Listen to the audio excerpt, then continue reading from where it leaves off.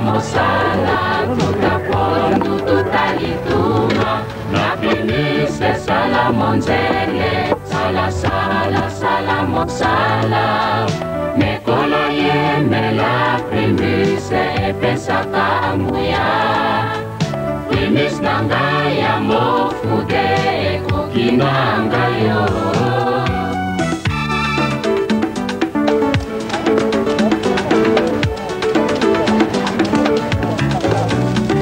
Primise sala mosala Orianga isai konsa primise Sekele ya mosala na primise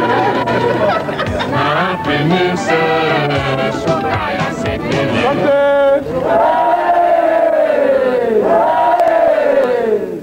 Le 8 mars, journée de la femme vient de passer, mais c'est toujours le mois de mars. Nous continuons à honorer nos femmes. La femme comme étant fille, la femme comme étant femme, la femme comme étant mère, la femme comme étant grand-mère. Alors nous allons sélectionner pour vous différents caractères. Il y a Bassi, conseil, il y a Bassi. Comment est-ce que qui est celui qui doit être appelé femme? Est-ce que moi si ceux qui ont déjà nanda kwa libala okoki kozwa numéro de téléphone ya mobali mususu? Est-ce que ceux qui mobile na yo azate camarade ya mobile na yo akoki koya kotala ona ndaku soki ezali ebele ba si mususu bagé komi tuna? Est-ce que tout le monde a mobile ndela ndaka moi si muti ya liboso olingi moi sa banda ekoboya betango andimi moi si ndasala ka effort pour à conserver. En tout cas, relation est beaucoup plus. Alors, tu peux parler sur l'action, la réaction, oyo, ya femme topé ya libota, ya ngo toko solo la, lelo na émission ya lelo. Lelo to ya ki célibataire, eza epelé. Ya bana basi. Ba célibataire a basi baza ebelé ki ba célibataire a mibale. Eza na âge oyo moi si fo yeba ki âge au fona za ndanga libala una za ndanga libala te. De 20 à 30 ans, ne âge au moins si fois bala. Selon l'équipe de 30 ans, tili kolo, wasu mutosa ba chouate. On a linga mobala nzoto migi, na linga mobala mbinga, ngana linga mobala sala na banque centrale, ngana linga mobala sala awapi. Ke ata pouspoussia soka mona ni sifi na intu wa mutu kota. Les relations évoluent par étapes. Il y a l'étape où tu es sa petite amie, où tu es sa petite copine, il t'a vu, t'a dragué, tu as accepté. Tu penses ce que tu veux. Il n'y a pas trop de principes. Parce que là, il apprend à te connaître, il apprend à te découvrir. Vous partez au restaurant, vous partez au glacier, prendre une glace, papoter un peu. Chacun parle de lui, de sa famille, de sa vision de la vie. En ce moment, il n'y a vraiment pas de principe parce que rien ne prouve que le gars veut rester avec toi. Parce que là, il apprend à te découvrir. Quand tu as de la valeur, quand tu as du respect pour toi-même et pour la relation dans laquelle tu es, il y a des légèretés dans lesquelles on ne te retrouve pas. Il y a des bassesses dans lesquelles on ne te retrouve pas. Phénomène, il y a action, na réaction. Il y a des bateaux belés, bala nara bien, vendre na sa relation bien, ou yaza ouvert, ou kuna ouverte, na sa relation. Mais à un certain moment, muto sali nini abandi ko changer.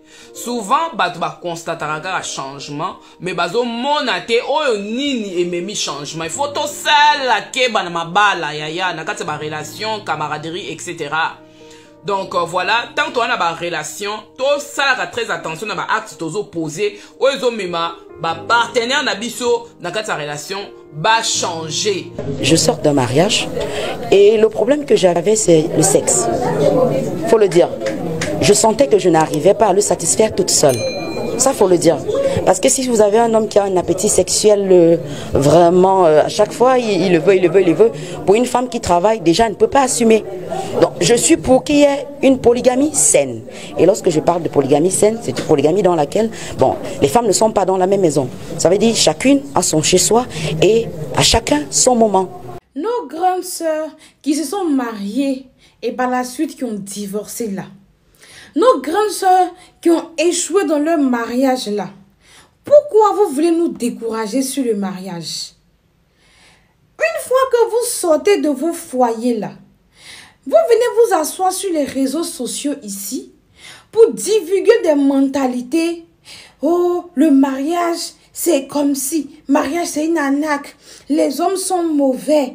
Quand tu rentres dans le mariage, tu n'es pas une femme libre. Les femmes sont oppressées par le mariage.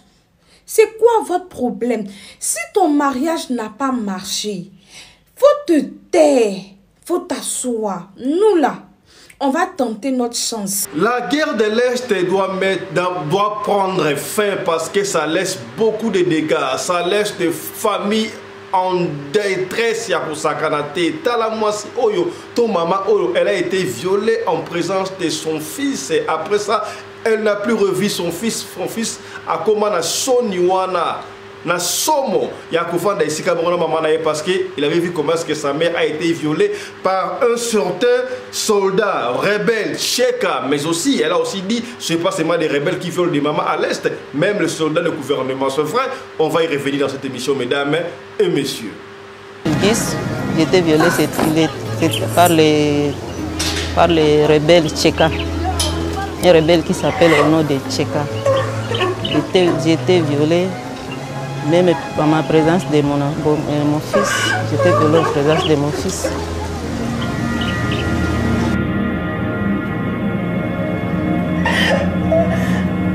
Jusqu'à présent, il ne peut pas même rester avec moi, même 2 ou 3 jours.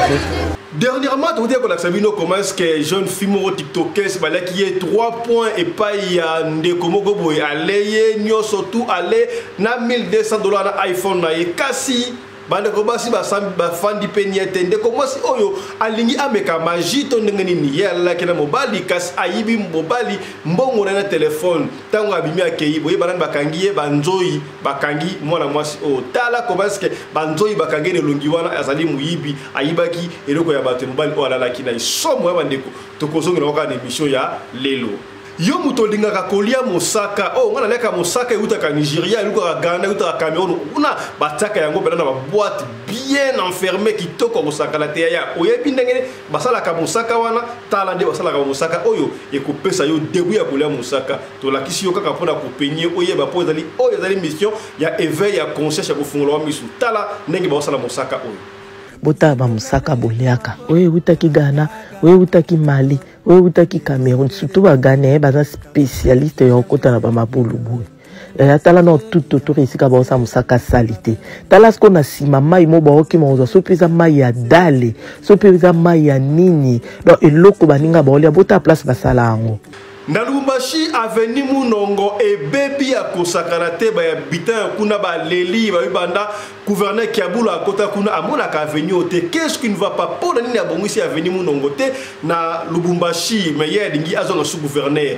po aya ko bebi sa sous davantage toi bengisa po avenue Munongo et bebi ya kosakarate ndeko mobali oyo aleli. Merci beaucoup banduku bapenzi.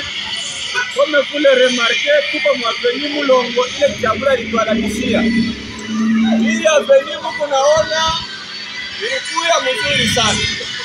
Mais Kiabula banduku cher député. Kiabula anakuwa tu na mazembe anakulona kaburi kwa avenue Mulongo. Mulongo bantu bayo tena kubala mokoto. Bayo tena kusape juu ya Kiabula. Kisha atakuya tena sio bila tafuta kuya tena gouverneur angalie Mulongo humu bantu batasa tolongwa bongo na République démocratique du Congo tokende sika boye na Côte d'Ivoire na Ghana ya exemple à suivre toyebi que Congo aza pays o aza na 9 voisins biso presque na tous les 9 voisins toyoka na kate kasi tala ba de comme susu ba ka ba voisin moko na suivre exemple ya village o babenga ka village Kofi Baduku eza village moko na 2 pays kaka village wana eza na Ghana kaka village wana eza na Côte d'Ivoire. Il faut mona ba bitande ba vivaka kitoko ya kosakarate zakutu na bandako mususu ndako eza na Ghana eza pe na Côte d'Ivoire mutatongi ndako na na village Baduku ndako na katasi ba frontière okomona chambre eza na Ghana salon eza na Côte d'Ivoire kitoko babunda jamais ba vivre à l'amiable banda l'époque coloniale kutu na 1971 ba yaki yayi reconstitution ya frontière wa batiki ya ngonde mwana ba se mélange mutavana na Ghana na Côte d'Ivoire aketoka mai na Ghana sans passeport, sans quoi, bah, on traverser. Exemple à suivre. Hein? Salut à tous les panafricains, je suis toujours fier parce que nous sommes toujours à Kofi Badoukou. Kofi Badoukou, un village, 2 pays. Maintenant, nous sommes là où il y a la plus grande borne qui, n'est-ce pas, divise la Côte d'Ivoire et le Ghana. Vous allez voir que cette borne a été mise là par les colons en 1928. 1928, donc juste après la Première Guerre mondiale. Mais en 1971, l'État ivoirien et la République du Ghana se sont entendus pour mettre encore, pour refaire, c'est-à-dire 1971, ce qu'on appelle en génie civil, chez les géomètres topographes, la reconstitution des bornes. Donc la reconstitution des bornes a été faite en 1971, autant pour moi, alors que la borne même a été mise là en 1928. Donc vous voyez, actuellement, je suis au Ghana, je fais ceci, je continue ma vidéo dans un autre pays, c'est-à-dire au Ghana. Là, je suis au Ghana.